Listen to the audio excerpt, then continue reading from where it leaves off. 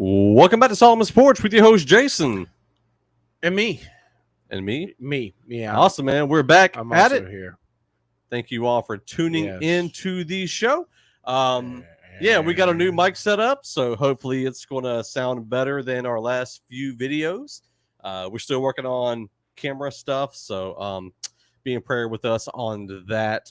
All this stuff obviously is very tech related, and I'm just not super duper tech guy, so I'm trying to make it work the best I can. Anyway, thank y'all for checking out the show. We are going to be talking about a few things today on this podcast. We're going to be sharing our thoughts on Obi-Wan Kenobi. I don't know if we have any thoughts on Ms. Marvel, Black Adam trailer. We've got some music news. We're going to be talking about our least favorite live action leading comic characters. That's a mouthful. So we are also going to be reviewing the documentary, What is a Woman? If you haven't seen it yet, feel free to go check it out. It is a specific streaming service membership to do so, unless you happen to find somewhere somebody might have posted it somewhere else. Somewhere. So we're going to be talking about all that stuff. So before we jump in, True Strength Apparel, head to TrueStrengthApparel.com for the latest and greatest gear for summer, and got a lot of stuff over there, some merch and content. You got on the dad hat. This is Track Stars. Oh, that's Track Stars. I'm sorry. No, it's True Strength. I thought it is True Strength. Yeah, this is the old school logo of True Strength. Yeah, it's the dad hat. That's right. Yeah, I was wrong. I had a Track Stars hat, but that had an actual Track Stars logo. Anyway, yeah, this is the logo for that. This is a Track Star shirt though. It just says podcaster. So yeah. Anyway, jump into it. Obi-Wan Kenobi. So I got to be honest, I don't remember if I finished watching the last episode. What? Life gets in the way sometimes of things that we really enjoy. Yeah, so let me look to see if I finished it, because I really don't remember if I finished it, man. Well, so as of I didn't. The recording of this, about 3/4 of the way through. We are at episode 4. Chapter 4. Is it going by chapter? I thought it was going 4. by episodes. Part 4. Parts. Part 4. Yeah. There you go. I didn't think it was doing chapter. Yeah. That was the Book of Boba Fett. Yeah. So, I'm still into it. I'm still enjoying it. I don't know that I'm quite as totally stoked about it. There's some new developments. We see Obi-Wan Kenobi battling Vader for the first time in the 3rd episode. Yeah. Since he's become Vader. And let's face it, man, Obi-Wan is weak. And we understand why. He's been in hiding. He's old. Well, he's also been disassociating himself from the Force. So, the skills, the knowledge is there, but the muscle memory and all that stuff, it just hasn't quite totally clicked in. And so by episode 4, we start to see that some of that's starting to come back into play as he's battling the Inquisitors. So, we see that there's, some of that coming back. But at first I was thinking, wow, this is really weak. But you know what? It makes sense as to why it maybe could and should be weak. Because then by the time that we get to episode 4, A New Hope, man, that's the weakest battle scene that we ever have now.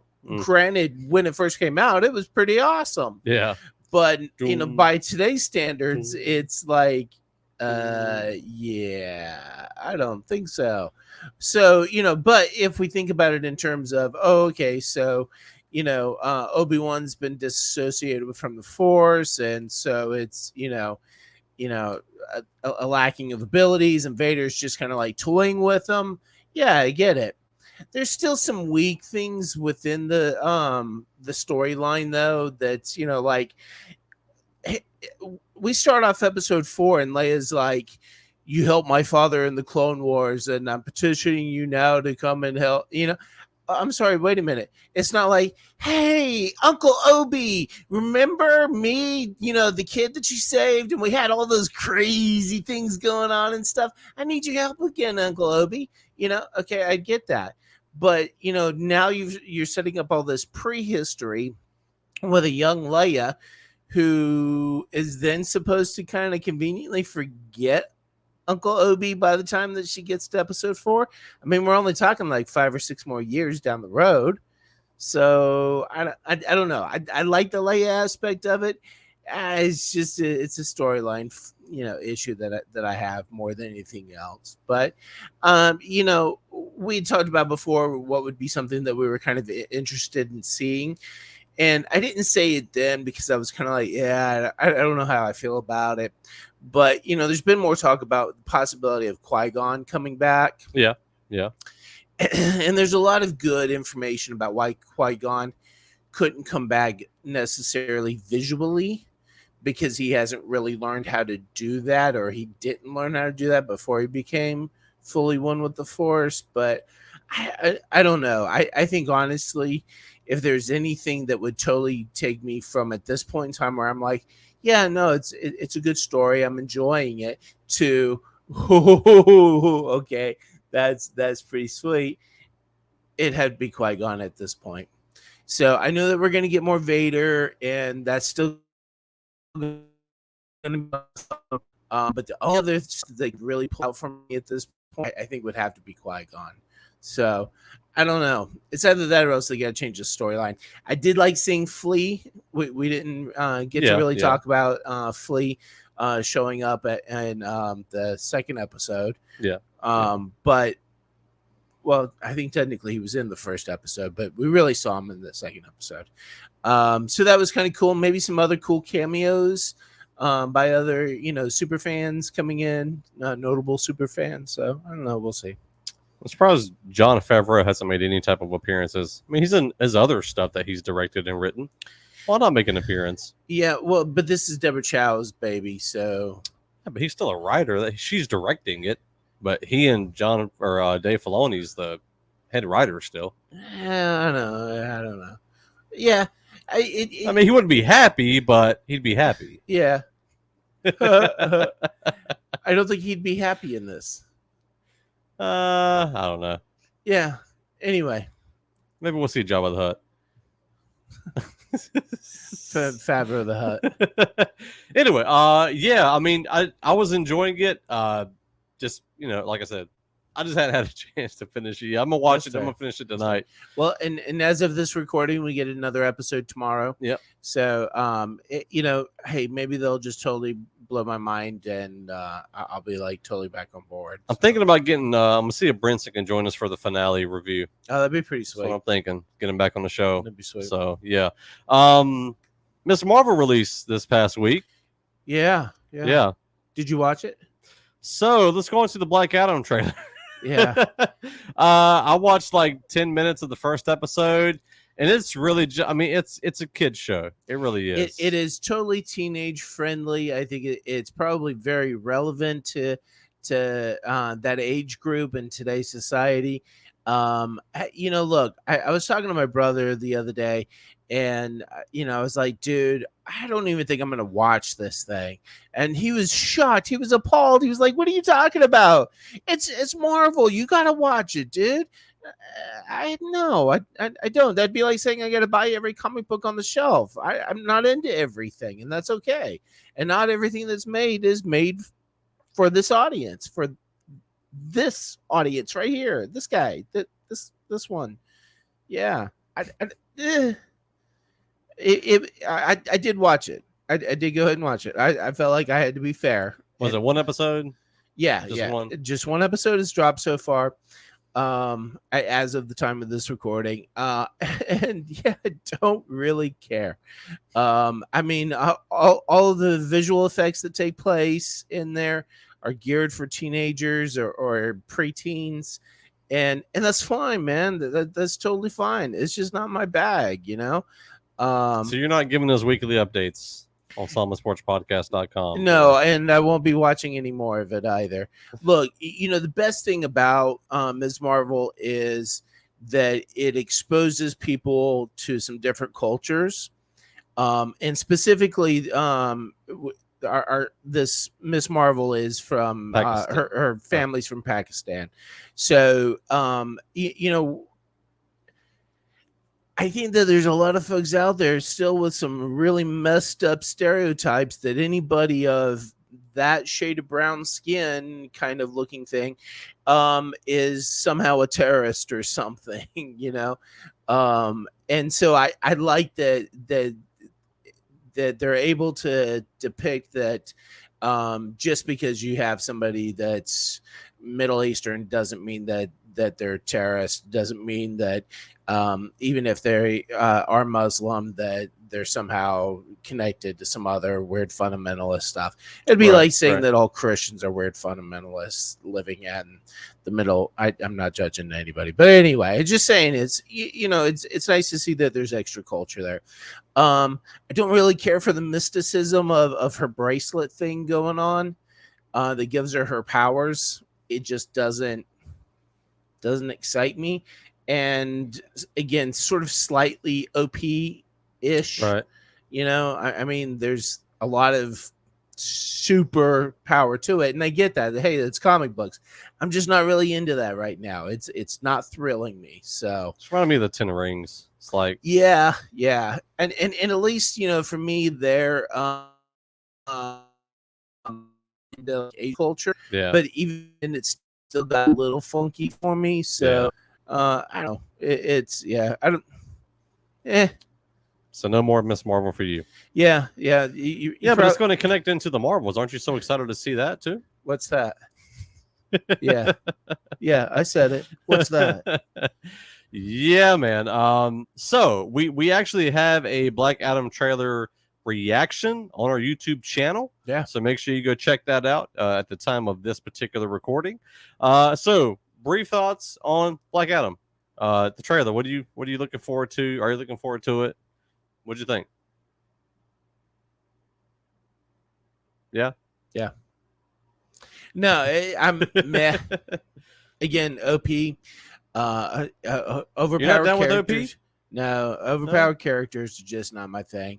I mean, it's The Rock. Will it be a fun theatrical kind of thing to go and see? Yeah, I'm sure it is. Am I excited as a comic book fan? I've never cared anything about Black Adam. If I won't go into the comic book shop and pick up a comic book, I'm not really going to care. So but again, it will be a fun experience to go check out in the theater. Sure. All right, let me ask you this: of everything that's coming up, what are you looking forward to?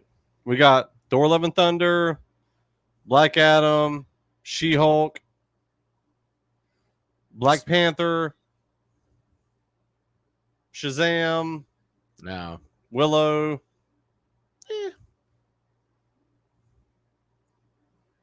Pretty much it. Andor. Okay. Yeah, and then eventually Mando season 3. Yeah. Is there? I think that's releasing next year though. Yeah, but yeah, that's how far out it's gonna have to go. Gotcha. Yeah, honestly, man, there's just really nothing that's totally getting me stoked. She-Hulk's probably the closest. And you heard me say everything about OP characters and stuff. But I think only because as a kid, I was interested in She-Hulk comics. I picked them up, I read them, I liked them as a kid. So I think more so from a nostalgic perspective. But you know what? I have all ideas. I'm going to be really upset with the agenda that's going to be behind it all. I think that's really probably going to just, disrupt my GI system enough. Yeah. I mean, everything, just about everything Disney is agenda related. It just is everything. Well, and some things just more so than others. True. True. Obi-Wan's got some agenda in it, and you can find it if you're looking at it. I don't mean making up stuff. I mean just legit stuff that's there, and that's fine. But then there's other opportunities where they're just going to bash you over the head. Thor, that you're just gonna it's gonna make you want to vomit. So I have all ideas that they're probably gonna do that with She-Hulk. I hope not, but well, I'm looking forward to Mighty Thor. Not looking forward to King Valkyrie. yeah. So that's the only part about Thor I'm really like, come on, man. I am interested to see it though. I think the Gore the God Butcher is going to be an interesting character. I mean, Christian Bale, pretty good actor. You know, everybody's joking, saying he lived long enough to see himself as the villain. You know, from the Batman Dark Knight movie. So yeah, I mean, you know, in that regard, it looks pretty good to me. Mighty Thor, I'm totally fine with it. And so long as they take that in a serious direction and they stop bashing on dudes every opportunity they get. Well, Thor's still an idiot. You can tell that just in the trailer, right? Which is why I don't why I'm not stoked about this. Part of the agenda. I mean, like hereafter. Yeah. Okay. So long as hereafter we're not, you know. And even Hulk, anyway. Yeah, Professor Hulk. I think everybody is tired of Professor Hulk, and he's only been in one film. Yeah, he was in one film, and people are already tired of Professor Hulk. Yeah, like bring old smashing Hulk back. Like I didn't like Thor Ragnarok Hulk that much. That was a stupidish Hulk, but at least he was doing something, right? Like he did was nothing. And I think the thing is that the duality of Bruce Banner versus Hulk is part of what's essential to the whole Hulk character, and what even made him interesting to begin with was that he only got to be Hulk when there was a situation that arose. Yeah, and then otherwise he was this great scientist, and we don't really get that. It's like, well, the other interesting thing, it's like having apple pie and all you get is crust. Yeah, and I mean, I'm also curious too. I mean, because in Shang-Chi, he was Bruce Banner completely at the end credit scene. Yeah, and so now he's Professor Hulk again in She-Hulk. So either this takes place before and he switches. Like I don't know. I don't know. I'm not really looking forward to anything at this point, unfortunately. Like not at a real big, yay type of a thing. Yeah. Doctor Strange kind of ruined it for me. Well, you know, I'm going to be honest with you. Between Disney's overt agenda, which is still, I mean, it's Pride Month right now. Yeah. And if you get onto Disney and you scroll down, there's a whole Pride Month section of stuff. And so then you start to see all the other films that they are admitting to having agenda in, and besides the overt ones like Out, and you just go, you know what, I don't know. So I halfway thought about canceling my Disney Plus membership. We're definitely going to cancel after Obi-Wan. Yeah, I mean, first off, there's just nothing else coming out that we're going to really be excited about. We've watched everything else kind of recently, or we already own the stuff that we really truly love anyhow. Right. So yeah. I got okay. There's a few like his like on there that I'm still okay with. They're older shows, but I mean it's like, but I also paid for a year subscription too. So so I might just like stop watching it. I mean I'm probably not even going to continue Miss Marvel because it just doesn't seem interesting at all. Yeah, and it has nothing to do with her ethnicity or her family's religious point. It's just in the first 10 minutes it was just like. It's not geared for you. You know what? Though I actually you're not their target audience. I forgot that Moon Knight came out.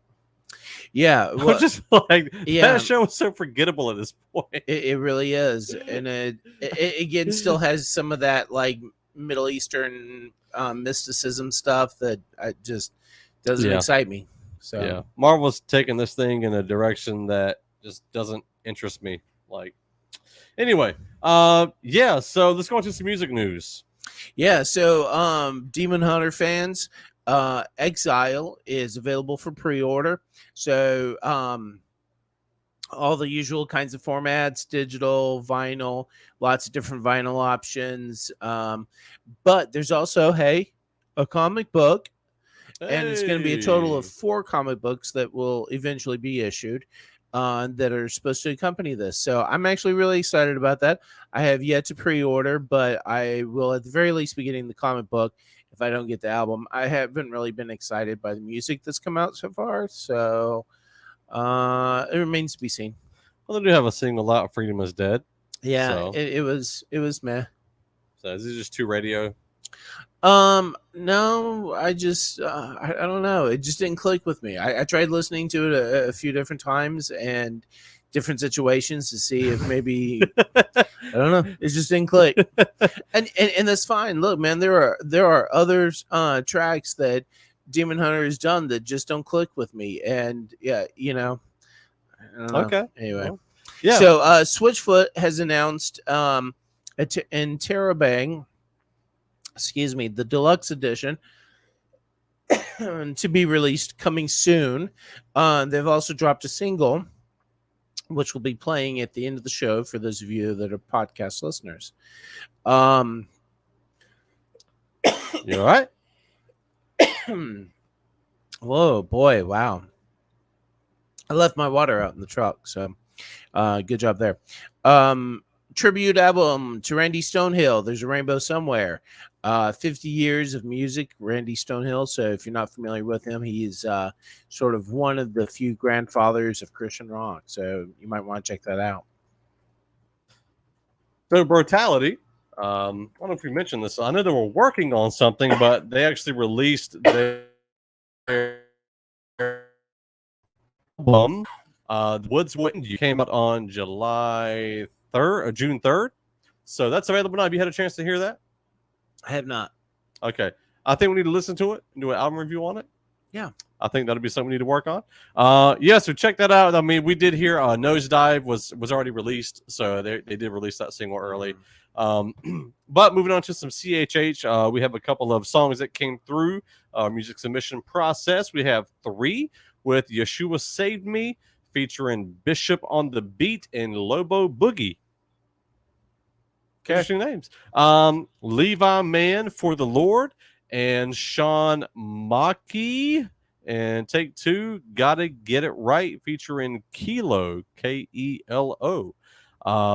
Yeah, shout out to the names of folks out here. And then my new song, Battle Cry, is out now. Released since the last recording, I think.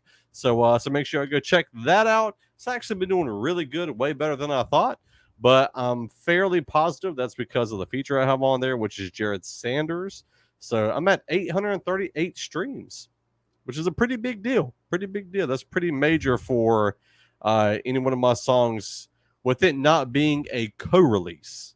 So the last one I did, Highs and Lows, I co-released it with Zay Hill. So it went straight to all of his playlist things.